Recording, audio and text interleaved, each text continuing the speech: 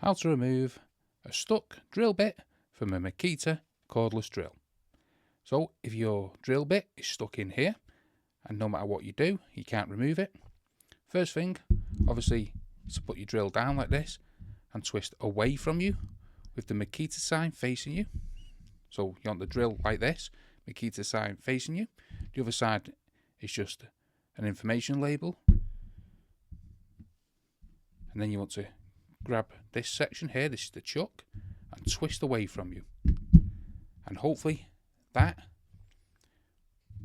then starts spinning and you can remove the chuck. And then you can remove the drill bit.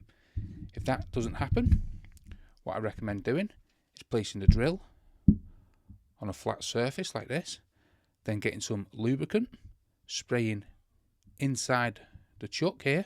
So what can happen, if it gets wet or anything like that, it can rust up and stick within the chuck.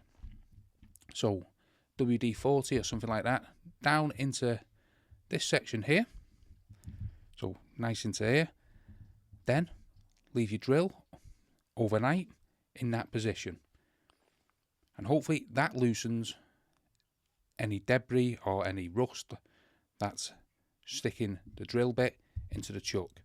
Come back the next day, try again.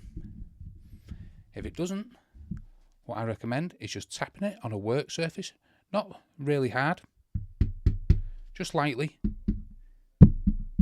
in different directions. Then hopefully that breaks the seal of the rust. If it's rust what's doing it, then try untightening it. And hopefully there's some practical ways how to untighten and get your stuck drill bit out of your Makita cordless drill. You may need some grippy gloves or long nose pillar grip and get on here and use extra force. However, the WD-40 and leaving it overnight and that tapping motion should unstick any drill bit that's stuck in your Makita cordless drill. Hopefully that video helps you out.